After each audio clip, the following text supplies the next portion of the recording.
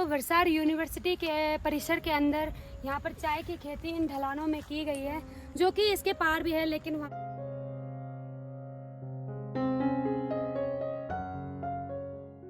क्या आप जानते हैं कि पहाड़ों में चाय इतनी फेमस क्यों है? क्यों इतने पसंदीदा से चाय को पिया जाता है? क्या आप जानना चाहते हैं चाय की हिस्ट्री, चाय के बारे में, कि आप क्यों इसको इतने दिलचस्प से पीते हैं और क्यों आप चाय सुबह शाम अपने रूटीन में चाय को पीना पसंद करते हैं? नमस्कार दोस्तों, मैं हूं अंजना नेगी और मैं आज आपको चाय के बारे में कुछ इंटरेस्टिंग बातें, हिस्ट्री आपको बताने वाली हूं। हमारे साथ बने रहिए हमारे चैनल पे। सबसे पहले हम आपको बताते हैं, अभी टाइम हो रहा है 5 बज गए हैं और हम आ रखे हैं वलसाड यूनिवर्सिटी में। इसके अंदर, उसके परिसर के अंदर यहाँ पे चाय का बागान लगा है। तो आज आपको पूरे चाय का बागान दिखाते हैं। पौड़ी में एकमात्र चाय उत्पादन किया जाता है। ढलान खेती होती है चाय की, क्योंकि जो चाय की पत्तियाँ होती हैं उनके लिए पानी ज़्यादा चाहिए होता है, लेकिन पानी रुकने से चाय की पत्ती खराब भी हो सकती है, सड़ सकती है, इसलिए इसकी खेती ढलान वाले क्षेत्रों में ही की जाती है। सबसे पहले आपको बता दें, जो चाय आज इतनी फेमस है वो चाय अंग्रेजों की ही देन है उत्तराखंड में। बात सन 2732 ईसा पूर्व की है। चीन का एक राजा शेरनुंग अपने बगीचे में गर्म पानी पी रहे थे। तभी वहाँ पे मौजूद एक पेड़ की टहनी से एक पत्ता आकर उनके प्याले में, उनके कप में गिरता है और वो उस पानी का एक छिप मारते हैं और देखते हैं कि उस पानी का रंग भी चेंज हो गया, उसका स्वाद भी बिल्कुल चेंज हो गया और उनको इस बदलते हुए पानी का स्वाद बहुत पसंद आता है। तब से चाय का आविष्कार होता है और तब से चीन चाय की खेती ज़्यादा से ज़्यादा मात्रा में करने लगा और पूरे विश्व में चाय को निर्यात करने लगा।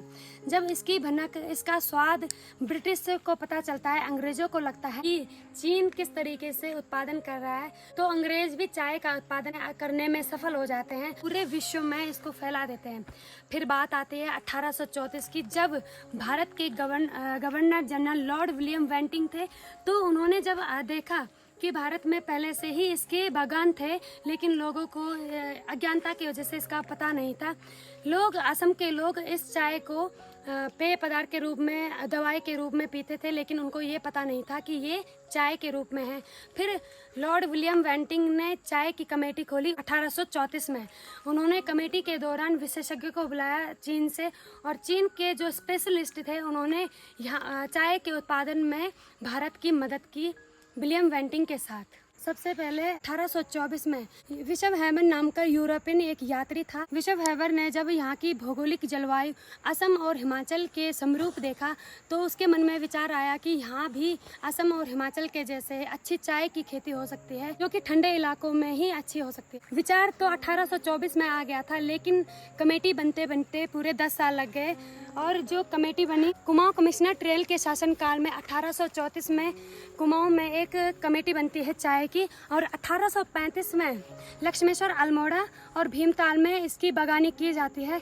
तब जाकर चाय का उत्पादन तब से शुरू हो जाता है और 1843 में पौड़ी में चाय की खेती की जाती है। पौड़ी में एकमात्र गढ़वाल का जिला जहाँ पर चाय की खेती उस टाइम शुरू हुई थी। उसके बाद लगातार देहरादून, चमोली, कुमाऊं में भीमताल, लक्ष्मेश्वर सबसे फेमस जगह रही है। यहाँ चाय का उत्पादन सर्वोत्तम मात्रा में किया जाता है। विश्व में सबसे ज़्यादा चाय उपभोक्ता भारत ही है, नंबर 1 पर भारत है, और सबसे ज़्यादा उत्पादक जो करता है चीन करता है, दूसरे नंबर पर भारत करता है। वैसे तो यहाँ पर ज़्यादा तो नहीं है, लेकिन जितना भी है हम आपको दिखाना चाहते हैं। हम अपने मेहमानों को सबसे पहले चाय ही पिलाते हैं, और आप कितने भी थके हैं, कोई भी काम कर रहे हैं, शाम को आते हैं और एक कप अगर आपके हाथ में चाय मिल जाए, एक गिलास आपके हाथ में चाय मिल जाए, तो आपकी पूरे दिन की थकावट आपकी दूर हो जाती है। और हमारे उत्तराखंड में एक जनजाति है, भोटिया जनजाति, वो इसको बहुत ज़्यादा मात्रा में पीती है, जो कि भोटिया जनजाति चाय को जा के रूप में पीती है। चाय में वो नमक और घी मिलाकर उसको और गर्माट करके पीते हैं, क्योंकि वो सबसे ज़्यादा ठंडे इलाकों में रहती है भोटिया जनजाति। हिमालय क्षेत्र, भारत की सर्वोत्तम चाय दार्जिलिंग में होती है और प्रथम स्थान उत्पादक में असम रखता है पूरे भारत में। तो वलसाड यूनिवर्सिटी के परिसर के अंदर यहाँ पर चाय की खेती इन ढलानों में की गई है, जो कि इसके पार भी है, लेकिन वहाँ थोड़ा हमें डर भी लग रहा है, वहाँ दूर है।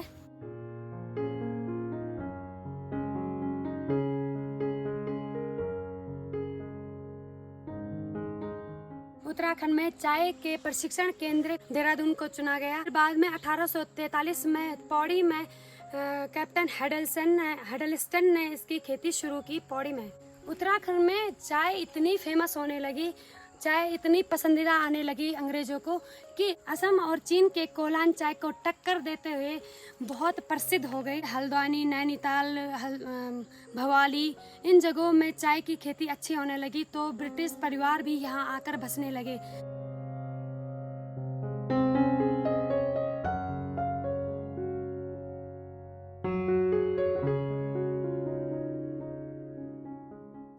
चाय की चर्चा, अभी चाय की वीडियो बना कर रहे हैं और वो भी हमें चाय पूछ रहे हैं। चाय पी लो थोड़ा है। बिल्कुल बिल्कुल। भैया भी देखते हैं हमारी वीडियो, है ना भैया? वैसे तो हम सडनली घूमने के लिए आए, लेकिन जब चाय देखी हमने तो हमें चाय की थोड़ी बहुत हिस्ट्री याद आ गई, इसलिए हमने वीडियो बनाना शुरू कर दिया। तो आपको बता दें हम अभी बरसार यूनिवर्सिटी के गेट के सामने है, मेन गेट है जो